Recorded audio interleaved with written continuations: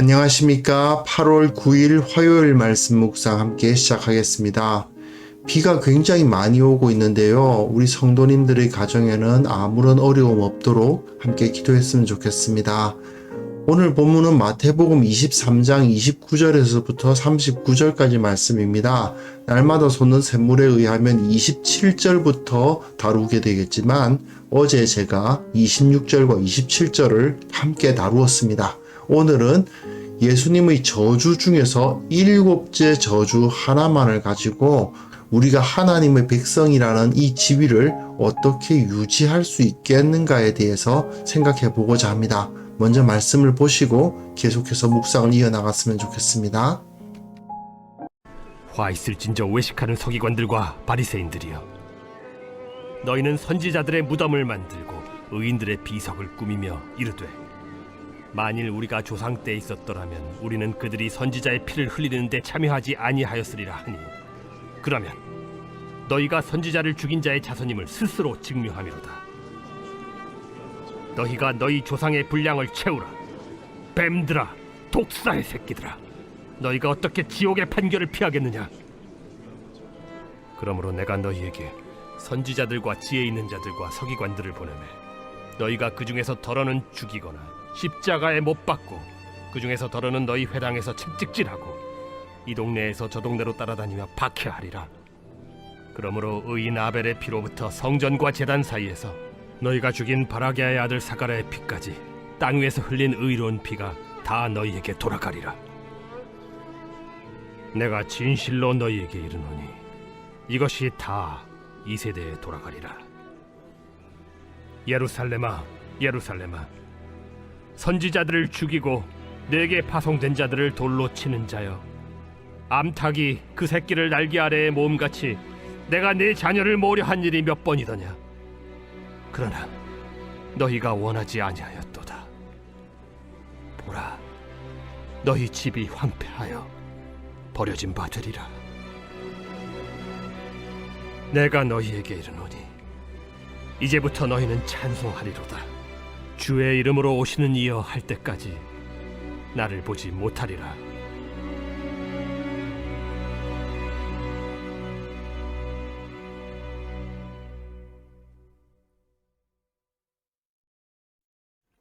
네, 말씀 잘 보셨습니까? 예수님께서 심판을 선포하시는데 화 있을진저란 말을 7번 하셨죠. 어제 첫 번째부터 6번째까지는 다루었고요. 오늘은 그 7번째 저주만을 다룰 건데요. 이 7째 저주는 결국 앞서 다루었던 모든 저주들의 결론이라고 할 수 있겠습니다. 특히 이들이 자기들은 하나님의 백성이다, 우리는 구원받은 거룩한 백성이다 라고 확신하고 있었는데 그 확신을 무너뜨려 버리시는 예수님의 말씀이라는 것을 우리가 관심을 갖고 읽어볼 필요가 있습니다. 우리는 하나님의 백성이기 때문에 구원은 당연하다, 이런 태도가 과연 올바른 것인가? 이것은 우리들이 반드시 점검해 보아야만 합니다. 그리고 오늘 본문을 통해서 왜 이들이 버려지게 되었던가를 생각해 볼 필요도 있을 것 같습니다. 자, 본문 보시면요. 화 있을진저, 7번째 화 있을진저입니다. 역시 외식하는 서기관과 바리새인들이요. 이건 똑같죠. 세 번째를 제외하고는 다 외식하는 서기관과 바리새인들에 대한 심판이 선포됩니다. 이들은 선지자들의 무덤을 만들고 의인들의 비석을 꾸미는 사람들입니다. 과거에 선지자들이 핍박을 받고 의인들이 억울한 죽음을 당했다는 거죠. 그것을 기억하는 사람들이란 겁니다. 과거의 역사를 돌이켜보면서 이 선지자들, 이 의인들이 정말 너무나도 안타깝게 억울하게 죽음을 당하였다. 만일 우리가 조상 때 있었더라면 우리는 그들이 선지자의 피를 흘리는데 참여하지 아니하였으리라. 우리는 그렇게 안 했을 텐데, 우리 조상들이 선지자의 피를 흘리고 의인들의 피를 흘려서 우리가 이렇게 고통을 받고 있다.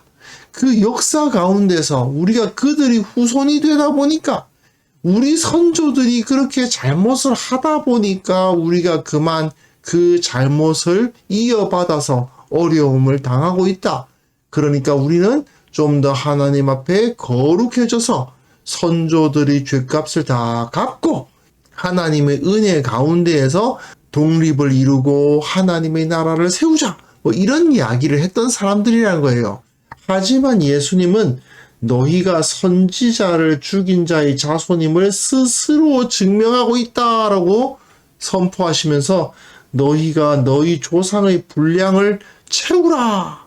너희들이 지금 선지자들을 우대하고 의인들을 우대했을 것처럼 생각하는데 너희 조상들이 선지자를 죽이고 의인들을 죽인 것을 너희는 안 할 거다라고 생각하는데 천만의 말씀이다 라고 말씀하시면서 뱀들아 독사의 새끼들아 너희가 어떻게 지옥의 판결을 피하겠느냐라고 외치세요.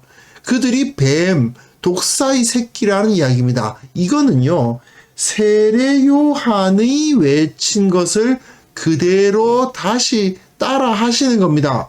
독사의 자식들아 누가 너희를 가르쳐 임박한 진노를 피하라 하더냐. 독사의 새끼들아 너희가 어떻게 지옥의 판결을 피하겠느냐. 거의 내용이 같지 않습니까? 이 서기관과 바리새인들이 세례 요한을 핍박했잖아요. 세례 요한을 받아들이지 않았잖아요. 세례 요한이 누구입니까? 선지자의 대표입니다. 마지막 선지자, 마지막 구약의 선지자로서 어떻게 보면 가장 확실한 선지자 중의 선지자였습니다. 그런데 그들은 세례 요한을 받아들였느냐? 아니죠. 세례 요한을 인정하지 않았고 헤롯이 세례 요한을 잡아갈 때 수수방관했습니다. 그래놓고는 자기네들은 선지자의 피를 흘리는 데 참여하지 아니하였으리라 이렇게 생각을 한다는 거죠. 그렇지 않다는 것입니다. 그리고 이후에 예수님을 다시 핍박하고 죽일 거잖아요. 이들은 선지자와 의인들을 죽이고 핍박했던 그 조상들의 죄를 그대로 답습하고 있다. 예수님은 지금 그것을 고발하시는 거죠. 그리고 그 다음 보시면요. 내가 너희에게 선지자들과 지혜자들과 서기관들을 보내었다. 그 중에서 더러는 죽이고 십자가에 못 박고 그 중에서 더러는 너희 회상에서 채찍질하고 이 동네에서 저 동네로 따라다니며 박해하리라. 이건 무슨 이야기입니까? 구약에서 선지자들을 보냈고 그 선지자들이 핍박을 당했던 것처럼 예수님의 이름으로 선지자들과 지혜자들과 서기관들이 올 것입니다. 교회를 의미하죠. 이후에 예수님의 이름으로 이 땅 가운데 흩어질 교회를 의미합니다. 그 교회가 예수님의 그 권세로서 세상에 보냄을 받을 것이고 그리고 박해를 당하겠죠. 그랬을 때에 의인 아벨의 피로부터 바라기아의 아들 사가랴의 피까지. 자, 아벨은 아실 겁니다. 최초의 피살자죠. 의인으로서 형 가인에 의해 죽임을 당한 사람입니다. 그리고 바라기아의 아들 사가랴란 누구냐 하면요. 역대하에 나와 있는 사람입니다. 이 사람은 아마도 여호야다의 아들 스가랴를 의미할 것입니다. 여호야다의 아들 스가랴냐 바라기아의 아들 사가랴냐 이것을 조금 이름이 안 맞지 않느냐 싶을 수 있는데요. 사가랴라는 이름은 스가랴 이름 같은 이름 맞습니다. 바라기아라는 말은 바락하면 축복이란 뜻이고 야하면 여호와라는 뜻인데 여호와의 축복이란 이름이고요. 여호야다라는 이름은 여호와께서 아신다 이런 이름이어서 조금 의미가 다르기는 해요. 하지만 이들이 같은 사람을 지칭한다고 볼 만한 충분한 근거는 있습니다. 아벨은 성경에서 가장 먼저 죽임을 당한 의인이고요. 이 사가랴는 성경에서 가장 마지막에 죽임을 당한 의인입니다. 유대인들의 성경에서 그렇습니다. 유대인들의 성경에서는요, 말라기가 가장 마지막 책이 아니고 역대기가 가장 마지막 책입니다. 그러다 보니까 창세기의 아벨이 첫 번째 피살자고 여호야다의 아들 스가랴, 바라기아의 아들 사가랴가 마지막 피살자라고 볼 수 있거든요. 이들이 땅 위에서 흘린 의로운 피가 다 너희에게 돌아가리라. 즉 성경에 기록되어 있는 모든 억울한 피가 다 너희의 머리 위에 돌아가게 될 것이다. 그죠? 너희들이 다 그 책임을 져야 할 것이다. 내가 진실로 너희에 이르노니 이것이 다 이 세대에 돌아가리라. 너희가 지금 세례 요한과 그리고 이후에 예수님을 핍박할 것이다. 그리고 다시 예수님의 이름으로 나아가는 교회를 핍박할 것인데 그 교회를 핍박함으로써 어떤 일이 벌어지느냐? 구약 성경의 모든 의인들의 피가 그 죗값이 너희들에게 그대로 청구될 것이고 너희는 영원히 하나님의 나라의 바깥에 쫓겨나가서 그 심판을 당하지 않을 수 없을 것이다 라고 말씀을 하시는 것입니다. 서기관과 바리새인들은 자기들은 성경을 많이 읽고 많이 연구해서 과거의 범죄를 저지르지 않을 거라고 생각했을지 모르지만 사실은 그들이 동일한 죄를 짓고 동일한 악행을 저지름으로써 하나님의 심판을 당하지 않을 수가 없게 되었음을 여기서 보여주시는 거죠. 그러면서 마지막 부분에 예루살렘아, 예루살렘아, 예수님께서 탄식하시는 거죠. 선지자들을 죽이고 내게 파송된 자들을 돌로 치는 자여, 암탉이 그 새끼를 날개 아래 모음같이 내가 내 자녀를 모으려 한 일이 몇 번이더냐. 예수님께서 하나님의 권위로 말씀하고 계시죠. 하나님께서는 끊임없이 예루살렘을 품기를 원하셨고 끊임없이 그 예루살렘에게 복을 주시기를 원하셨으나 선지자들을 보내도 다 그 선지자 핍박해버리고 파송된 자들을 돌로 치고 있으니 어떻게 그들이 하나님의 복을 받을 수가 있겠습니까? 보라, 너희 집이 황폐하여 버려진 바 되리라. 예루살렘은 완전히 하나님의 은혜로부터 버려지게 될 것입니다. 그것이 AD 70년부터예요. 예수님께서 십자가에 달리신 해가 정확하게 몇 년인지는 우리가 알아보기 쉽지 않지만 어쨌든 예수님께서 돌아가시고 승천하신 이후에 몇십 년 지나지 않아서 예수님의 십자가를 기억하는 사람들이 많이 살아남아 있는 상태에서 그 예루살렘은 완전히 파괴되고 말았습니다. 그리고 어떻게 되었습니까? 이후에 수천 년에 이르기까지 지금까지도 그 땅에 성전은 다시 세워지지 않았습니다. 이제부터 너희는 찬송하리로다. 주의 이름으로 오시는 이여 할 때까지 나를 보지 못하리라.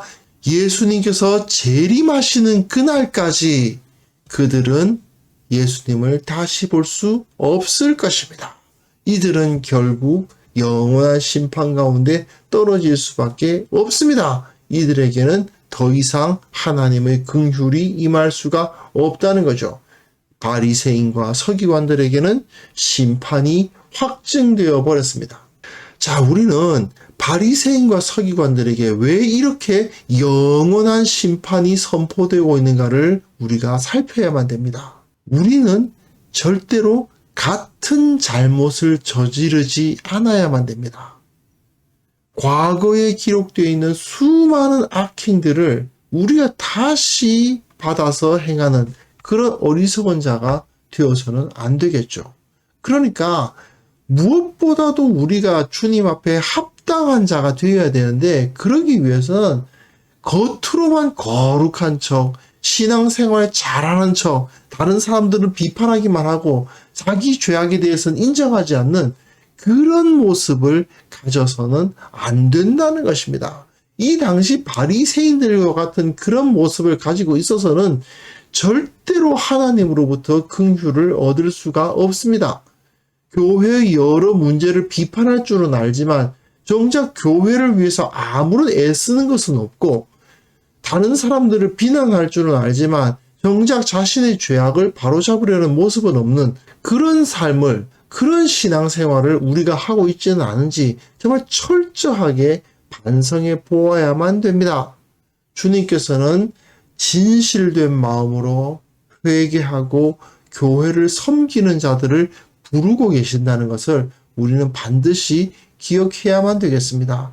다른 사람들을 보면서 야, 우리 조상들은 저런 죄를 지었구나, 나는 그렇게 죄를 안 지을 텐데, 이런 생각을 하고 있는 이런 교만한 태도를 가지고 있어서는 아무 소망이 없습니다.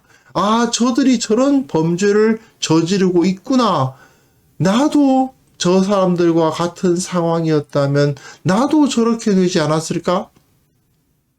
나는 과연 저 사람들이 저지르고 있는 저런 죄를 짓지 않고 있는 것은 확실한 것인가? 언제나 나 자신을 돌아볼 줄 알아야 됩니다. 그럴 때에야 주님께서 말씀을 우리 눈앞에 보여주시고 나 자신을 거울과 같이 비춰볼 수 있게 해주시고, 그리고 나의 더러운 면을 주님 앞에 내어놓고 회개할 수 있는 은혜를 허락해 주실 것입니다. 그래서 이 시간 함께 기도하실 때에 내가 늘 하나님의 말씀의 거울 앞에서 나를 비춰볼 수 있게 하여 주옵소서. 주님의 뜻을 늘 묵상하면서 그 뜻에 맞지 않는 것을 바로잡는 자가 되게 하여 주옵소서. 한국 교회가 주의 말씀 앞에서 언제나 회개함으로 말미암아 거룩함을 회복하는 공동체가 되게 하여 주옵소서. 함께 기도하는 시간을 가졌으면 합니다.